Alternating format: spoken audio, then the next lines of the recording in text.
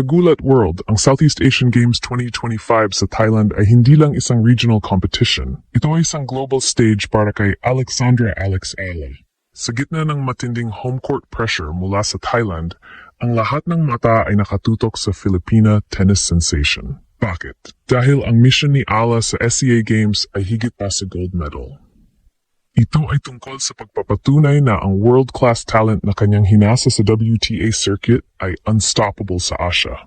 Ang conflict ay nagsisimula pa lang. National expectation versus international standard at kailangan niyang manalo. Ang host country na Thailand ay siguradong maghahanda ng formidable opponents. Kabilang sa posibleng haharapin ni Ala ay ang mga veterano tulad ni Luxika Kumkum, isang dating WTA top 100 player, at si Mananchaya Sawangkayo na patuloy na nagpapalakas sa ITF circuit. Hindi rin pwedeng kalimutan ang Indonesia na kadalasan ay naglalabas ng mga tough competitors tulad ni Aldila Suciadi na double star sa WTA. Ang mga laban na ito ang magiging ultimate test ng composure ni Ala dahil ang pressure na manalo ay doble. Ito ang explosive narrative na kailangan ng Pilipinas, ang journey mula sa loss tungo sa legacy. Ang SEA Games ay critical dahil dito niya ibinabalik sa bansa ang lahat ng experience at skills na nakuha niya sa Europa. Tiyak na pupunuin ng Filipino fans ang venue at ang energy na iyon ang magiging driving force ni Ala. Ang shock factor ay mangyayari kung makukuha ni Ala ang gold sa singles at doubles nang may dominant performance laban sa tough regional rivals.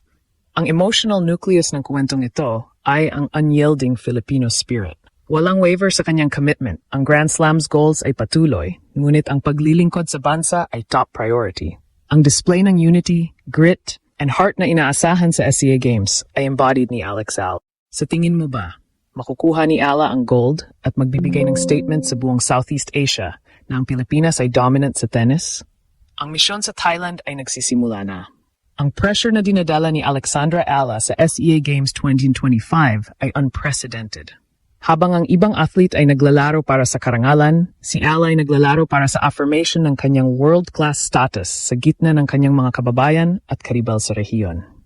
Ang Thailand, bilang host country, ay tiyak na gagamitin ang lahat ng advantage, mula sa court conditions hanggang sa ingay ng home crowd upang pabagsakin ang Filipina tennis queen. Ito ang conflict na kailangang harapin ni Ala, ang pressure ng buong bansa laban sa desperate measures ng host na bansa. Ang stakes ay napakataas. Hindi madaling kalaban ang field sa SEA Games tennis. Bagamat nasa higher level na si Ala sa WTA circuit, ang SEA Games ay nagbibigay ng kakaibang intensity dahil sa national pride na nakasalalay. Ang major threat ay nagmumula sa Thailand na may deep player. Si Luxika Kumkum, halimbawa, ay may experience na naglaro sa Grand Slams at may kakayahang mag-deliver ng surprise performance. Kasama rin niya si Mananchaya Sawangkayo, isang bata ngunit fierce competitor na handang patunayan ang sarili sa harap ng kanyang home crowd.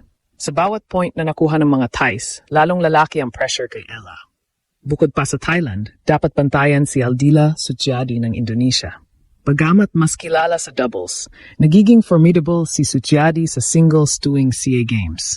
Ang matchups na ito ay critical dahil dito susukatin kung gaano katalas ang focus ni Ala sa regional competition, habang patuloy niyang inaalagaan ang kanyang Grand Slams goals. Ang explosive pacing ng regional rivalry na ito ang magbibigay ng shock factor sa tournament. Hindi ito easy win, ito ay isang battle. Ang emotional nucleus ng campaign ni Ala ay nakatuon sa pagtupad sa legacy. Ang journey niya mula sa heartbreak ng mga tight losses sa Europa tungo sa hope ng isang gold medal performance sa Asia ay inspirational. Ang bawat stroke niya sa Thailand ay may dalang mensahe, laban Pilipinas. Ang singles gold ang ultimate validation ng kanyang dominance sa rehiyon. Ang lahat ng sacrifice at training sa Spain ay kailangan niyang ibuhos sa Thailand upang hindi magapi ng home court pressure. Ang conflict na ito ang magdadala ng momentum ng Pilipinas sa medal tally. Ang presensya ni Alexandra Ayala sa SEA Games 2025 ay nagpapataas ng level ng competition at regional prestige. Ang global impact ng kanyang participation ay malinaw. Hindi lang siya naglalaro bilang isang SEA Games athlete, kundi bilang isang WTA contender na may ranking at experience sa mga major tournaments sa Europa. Ito ang shock factor na dinadala niya sa Thailand, ang pagpapakita ng world-class standards sa isang regional stage. Ang ambisyon ng mga kalaban, lalo na ang Thailand, ay hindi lang manalo. Ang ultimate goal nila ay patumbahin ang Filipina powerhouse.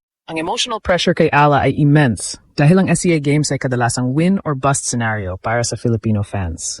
Walang tatanggapin na silver o bronze. Ang gold lang ang magpapatunay sa kanyang dominance at status. Ang conflict na ito ay internal at external. Internal dahil kailangan niyang i-maintain ang kanyang mental toughness at focus sa gitna ng intense na regional rivalry. External dahil ang bawat match niya ay scrutinized ng media at fans na umaasa sa legacy na kanyang itinatayo. Ang strategy ni Ala sa Thailand ay dapat flawless. Kailangan niyang gamitin ang kanyang WTA-level speed, precision, at power upang i-dismantle ang defensive game ng mga karibal. Ang mga kalaban tulad ni Piengtarn Plipuech ng Thailand ay kilala sa consistency, habang ang veteran presence ni Luxika Kumkum ay nagdadala ng unpredictable element.